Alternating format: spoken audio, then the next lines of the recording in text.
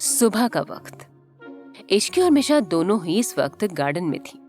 दोनों गार्डन के पत्तों को साफ कर रही थीं और प्लांट को कट भी कर रही थी। मिशा थकी हुई आवाज में बोली, यार आज मुझे पता चला कि ये गार्डन कितना बड़ा है। इश्की भी थके हुए हाल में बोली, हाँ यार, पता नहीं ये लोग कैसे काम कर लेते हैं। इतना बड़ा गार्डन तो मेरे अनाथ आश्रम का भी नहीं था। मिशा ने कहा, ये लोग अकेले काम नहीं करते हैं, इनके साथ बहुत से लोग होते हैं, लेकिन यहाँ हम अकेले काम कर रहे हैं। ऊपर से हमें काम करना आता भी नहीं है, इसलिए और ज्यादा टाइम लग रहा है। दोनों फिर अपने काम में लग गईं। आज सुबह ही दोनों को बहुत जल्दी उठा दिया गया था। जब इश्की को उठाया गया था तब उस वक्त राजवीर अपने जिम में गया था। इश्की और मिशा अभी भी मेड को गालियां दिए जा रही थी, जिसने उनकी आज सुबह की नींद खराब की थी। दोनों ने धीरे धीरे सारे काम खत्म कर लिए, फिर वापस घर के अंदर आईं। सभी लोग अब तक लिविंग रूम में आ चुके थे और सबकी नजर दोनों पर गई। उनके कपड़े पूरी तरह से गंदे हो गए थे। अर्णव जी बोले, आज तो मैंने तुम दोनों को उठाने के लिए किसी को भेज दिया था, लेकिन कल से किसी को नहीं भेजने वाला। तुम दोनों खुद उठ जाना, नहीं तो 1 वीक से टाइम एक्सटेंड भी हो सकता है। मिशा ने शिकायत करते हुए कहा, डैड आप ऐसा कैसे कर सकते हैं? आपको पता है किसी ने हमारी हेल्प भी नहीं की, सारा काम हमने अकेले ही किया। इश्की ने कहा, हाँ अंकल, और अगर हमें करना ही है तो क्यों ना हम इसे शाम के वक्त करें, इतनी सुबह सुबह हमें उठने की आदत नहीं है। अर्णव जी ने स्ट्रिक्ट टोन में कहा, आदत नहीं है तो डाल लो, क्योंकि यही होने वाला है। वैसे भी तुम दोनों कुछ ज्यादा ही बिगड़ गई हो। सुबह उठना हेल्थ के लिए कितना अच्छा होता है, ये जानने के बाद भी तुम देर तक सोती रहती हो और फिर कॉलेज टाइम पर भागती हो। मिशा बोली, डैड आपने कोई 90s की मूवी नॉन स्टॉप देख ली है क्या, जो उस टाइम के गॉडफादर की तरह रिएक्ट कर रहे हैं और हम बेचारी बच्चियों को टॉर्चर कर रहे हैं। अर्णव जी सोफे पर बैठते हुए बोले, चुप करो तुम और अपने रूम में जाओ, फिर मत बोलना कि मेरी वजह से लेट हो गए। इश्की और मिशा अपना छोटा सा चेहरा लेकर चली गई। इश्की जब रूम में आई तो उसकी नजर राजवीर पर गई। वो ऑफिस के लिए बिल्कुल रेडी था। इश्की को उसे ऐसे देखकर शरारत सूझी और उसने जाकर राजवीर को पीछे से हक कर लिया। राजवीर थोड़ा सा चौंक गया।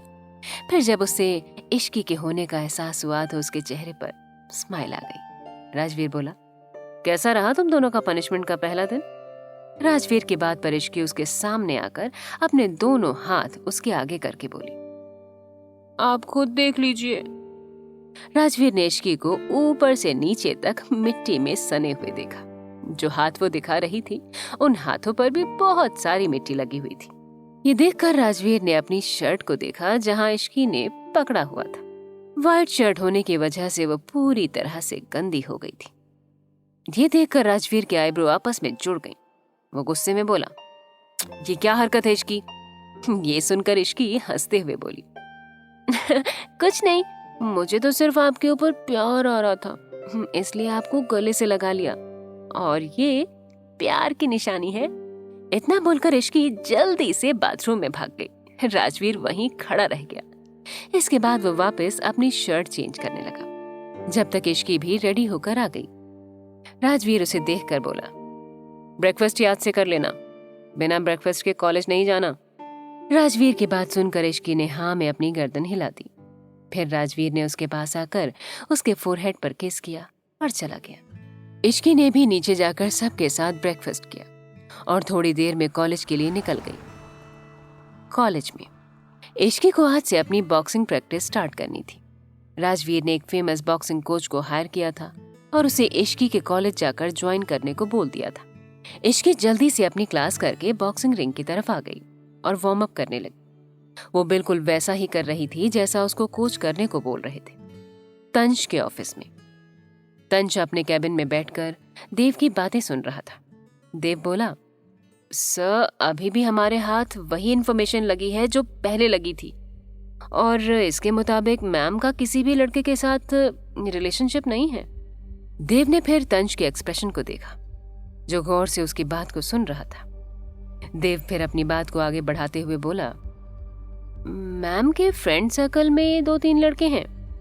एक मिहिर सिंघानिया जो मिशा का भाई है और मैम का अच्छा दोस्त है। दूसरा रेहान मेहरा जो मिशा का बॉयफ्रेंड है।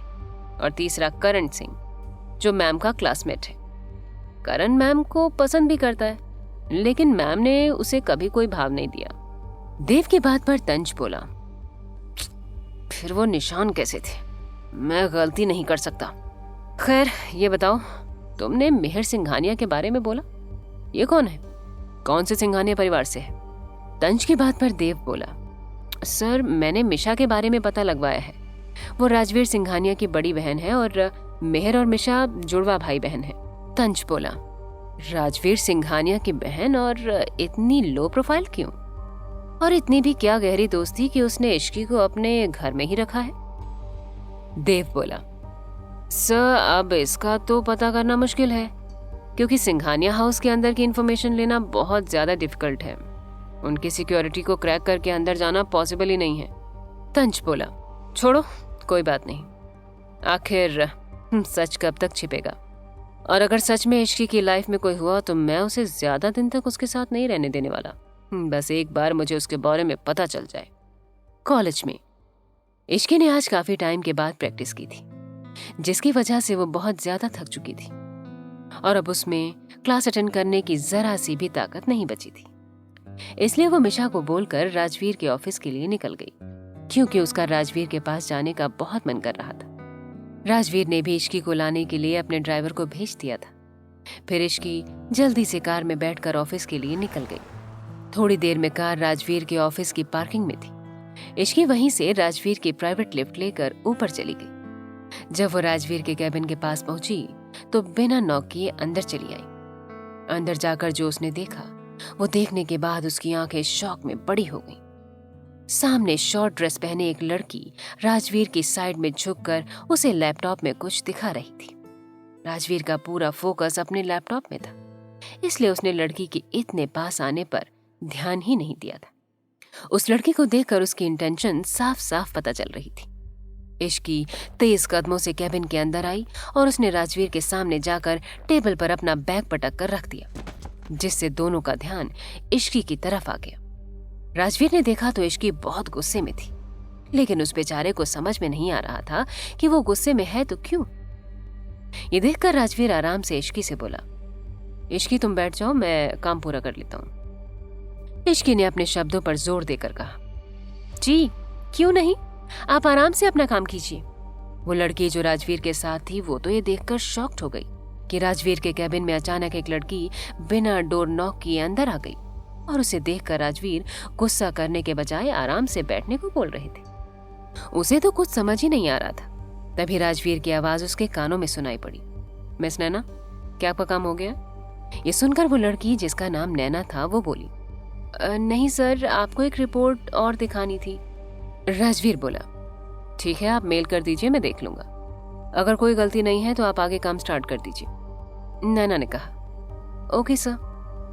फिर राजवीर ने नैना को जाने के लिए बोल दिया। नैना जाते हुए इश्की को गौर से देख रही थी। वहीं इश्की, जो गुस्से में अपना मुंह भुलाकर बैठी थी, उसने अपने ऊपर जब किसी की नजर को महसूस किया तो वो भी उसकी तरफ देखने लगी। जैसे ही इश्की की नजर नैना से मिली तो उसे गुस्से से घूर कर देखा।